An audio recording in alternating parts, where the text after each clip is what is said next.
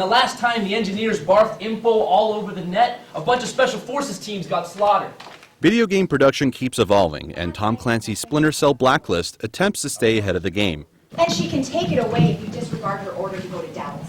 Just like the regular routine of motion capture, the actors act out the scene while the wall-mounted cameras record their movements. Their helmet cams capture their facial expressions. The difference here is that they will be edited together for the final product. This new method of production will cut down both time and cost, while giving a better sense of immersion within the game itself. This may seem a lot like a movie production, and that is the point. Ubisoft has hired not only TV actors, but a movie director as well to make this possible. Tonight, Ubisoft threw a party publicly unveiling their Toronto-based studio where the game was being produced. The marriage between film and video game production seems to be the wave of the future. More and more professionals from the film industry are becoming more involved in the production aspect of video games. David Footman, the director of Blacklist, has a history of directing motion capture. There are aspects of the film industry that work really well that we can learn from in terms of editorial, in terms of acting to camera, and all of those things I was able to adopt. We come up lame. The Toronto studio that was unveiled was built for this kind of production. The 2,000 square foot facility has 80 mounted cameras all along the walls, in addition to the handful of wireless head-mounted cameras. This method is a big departure from the complicated process of coding character models. Looks like an armed escort. Splinter Cell Blacklist will be on shelves next spring. I'm Sir Sarkoyan, CTV News.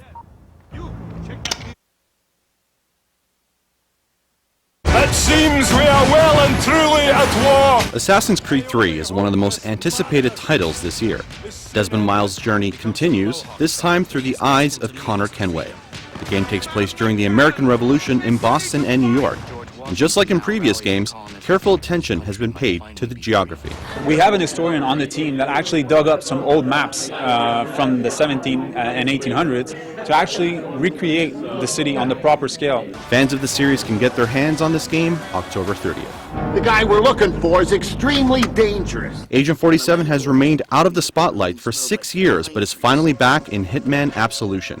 Waist-deep in conspiracies, betrayal, and corruption, Agent 47 will embark on his most personal journey yet. Players will be able to turn any object into a weapon and can view the world as Agent 47 sees it with instinct mode, much like the Eagle sense in Assassin's Creed Revelations.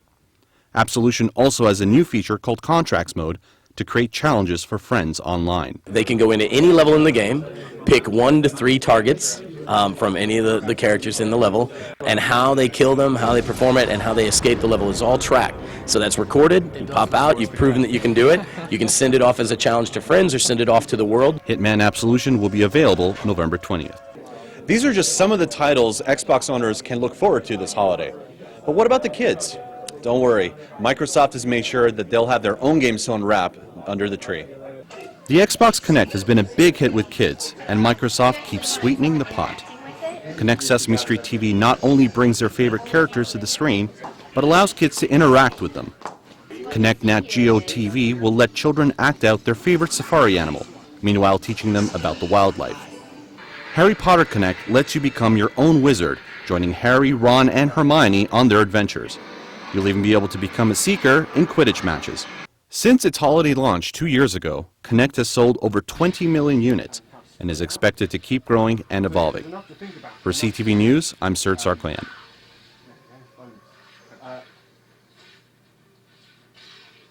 Yeah, enough to think about without having to be doing this walking backwards and forwards.